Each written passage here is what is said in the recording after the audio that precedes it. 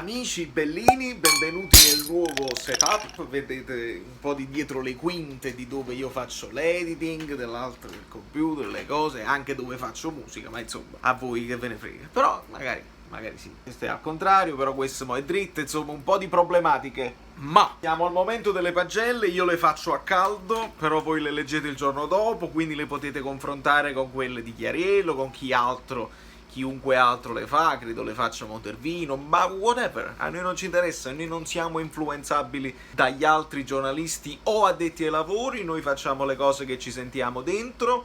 E quindi si parte con Meret, il quale si prende per me 6,5, abbastanza incolpevole sul gol preso da Petagna, che si prende 6,5 anche lui. Cominciamo a dare i voti ai nostri giocatori e fa una bella parata su un errore di Callecon. Dopo una buona respinta di Maksimovic, Callecon anticipa Lobotka e libera Valoti al tiro e Meret si fa trovare prontissimo, quindi il 6,5 anche per i disimpegni con i piedi in cui lui sta crescendo, quindi va bene, perché Gattuso di questo ha bisogno e va bene. Yusai si prende 7, ma per una serie di motivi. Uno dei motivi affettivi è che veste la fascia di capitano alla fine col pacchero di Koulibaly, momenti belli perché è uomo spogliatoio, aiuto. Credetemi, ne abbiamo parlato in passato, se non avete sentito l'altro video in passato guardatevi tutti i video finché non trovate questi 2 minuti su Yusai. 7, bene, bravo anche in fase di impostazione, ha messo un paio di cross buoni, attento, si è perso il difensore ma era un contropiede, insomma non vogliamo essere troppo cattivi. Maksimovic 6,5, poco impegnato nel primo tempo onestamente, però sale bene in cattedra nel secondo, bloccando varie opportunità della SPAL, e poi si sposta a sinistra quando entra Manolas, regge bene. Koulibaly non sbaglia niente, Koulibaly perfetto oggi, 7,5, anche una discesa delle sue, non dico niente su Koulibaly, sembra tornato ai livelli suoi ottimali. Rui si prende 6 ed è probabilmente il voto più basso perché l'ho visto un po' camminare. L'ho visto un poco, sai, non prontissimo, un poco, a volte un po' lezioso, un poco sufficiente, poi ha fatto delle cose tecnicamente pregevoli, anche il tiro, però si prende solo 6, perché sì, perché noi vogliamo vedere tutti sul pezzo. Mi ha dato l'impressione che abbia sofferto il ritorno di Gulam, ma è un'idea mia che potrebbe essere completamente sbagliata. Mentre da Rui a Ruiz si prende 7,5, ragazzi, ma è anche un 8, io dico 7,5 perché poi con gli assist il voto sale, se fosse il fantacalcio, però ha giocato benissimo, è stato un regista aggiunto, spina nel fianco quando si allargava, quando si accentrava, intelligenza tattica, visione di gioco, grandiosa partita di Fabian Ruiz. E Lobotka pure si prende 7,5, ha preso tantissimi falli, si è messo davanti, lanci precisi, interdizione, fastidio, lanci lunghi, lanci brevi, e allora qua andiamo in difficoltà tra scegliere tra lui e Demme. Ma io penso sia presto detto, le partite dove sei più in difficoltà e dove ti attaccano di più, Demme, perché ha più interdizione, ma quando devi costruire lo botta, decisamente lo botta, quindi 7,5. Elmas si prende 7 più perché assist, quindi così molto dinamico, intraprendente, e fase tattica, riempie l'area aiutando il centravanti, cosa che non fa Zielinski, cosa che non fa Fabian Ruiz, cosa che fa Allan ma lo fa maluccio perché non ha le caratteristiche. Elmas ce le ha, è più importante fisicamente e quindi molto bene, grande, un'ulteriore alternativa molto interessante, scambia bene con Insigne là sulla sinistra. Sono molto contento di Elmas.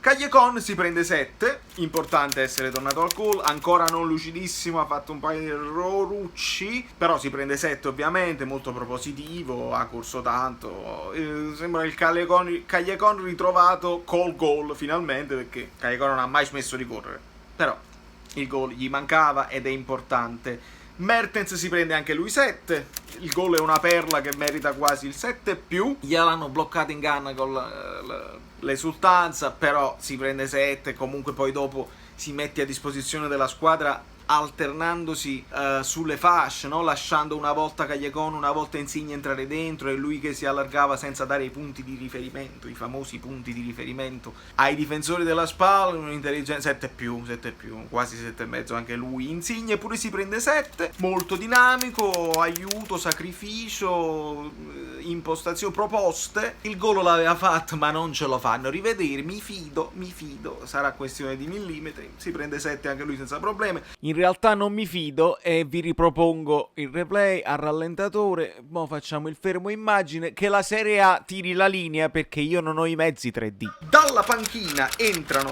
Manolas, gli diamo un 6 di benvenuto, di ritorno non è stato molto così. Ghoulam gli diamo 6 soprattutto per il calcio di punizione che ha inquadrato la porta, e questo è importante per chi andava allo stadio. Sa benissimo che Ghoulam nei tiri che fanno prepartita di riscaldamento è una bestia, e sicuramente anche in allenamento è uno di quelli che fa più male, però poi in partita di solito sempre altissimo. Invece bene, l'ha inquadrata. Entra Milik, anche lui gli diamo un 6 per essere stato partecipe alla manovra, non ha potuto incidere. Si prende 6,5 Lozano, bene a sinistra ma bene anche a destra, ed è importante perché Insigne non gli lascerà troppi minuti, quindi è importante che lui anche a destra si ritagli il suo spazio come alternanza con Politano, Callejon o chi per lui. E si prende 7 Amin, perché entra e segna, fa un bel movimento a tagliare, dettando il passaggio, l'assist di Fabian Ruiz straordinario. E ragazzi, tant'è, questo è stato un Napoli veramente convincente, molto meglio nel primo tempo, dove si vedeva avevano una voglia incredibile di giocare e divertirsi, passaggi brevi, triangolazioni, velocità nell'uscire da dietro, impostazione, dominio, possesso palla ma non sterile, con la proposta di offendere ed attaccare, pericolosi. Abbiamo creato un sacco, cioè che cosa vuoi più dal primo tempo del Napoli? Poi c'è stato quel blackout, quasi non l'ho visto, non ho capito come è arrivato, forse stavamo fuori posizione, un po' troppo sbilanciati, e quindi è rimasta un pochino in bilico per un po'. La SPAL poi ha arretrato il baricentro in maniera paurosa e noi ci siamo un attimo fermati, ma come si sono fermati anche loro, quindi la partita non è mai stata fondamentalmente in discussione. Poi quando c'è stato il momento di accelerare, si è accelerato di nuovo con i nuovi innesti, e qui Gattuso si prende 8 perché la gestione della rosa in questo momento è perfetta, sta dando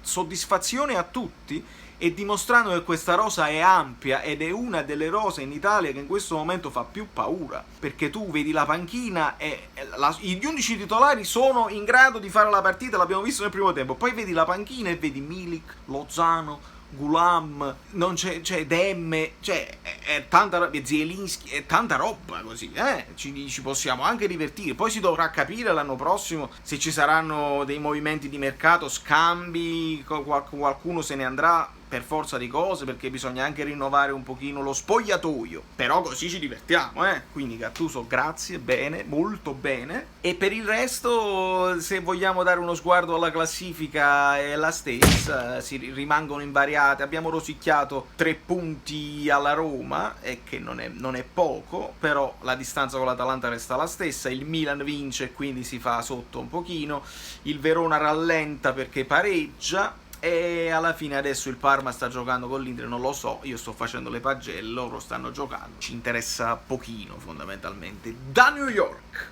Valerio Fluido è tutto, io vi abbraccio. Se voi avete visto questo video dal telefonino, premete su subscribe e vi iscrivete al canale. Se l'avete visto dal computer, ma non lo so perché sto facendo sta cosa, vi sto dando delle opzioni, lasciate un bel commento con #calciochampagne, perché veramente l'abbiamo visto. Poi dopo è quasi calcio d'agosto, pensate un poco che follia, questo è un calcio di luglio, però è bello, sono punti in palio, va bene così, vi abbraccio. Questo è il nuovo sponsor del Napoli, no, perché l'anno prossimo le magliette non avranno patacche, quindi ci saranno nuovi sponsor, probabilmente la Lete resta ma dovrà fare su sfondo blu, non si sa, si vedrà.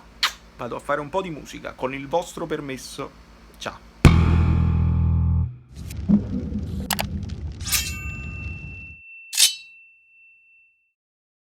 Francesco Biondi ci chiede, lo prende a Luca Pocchione? Credo di no.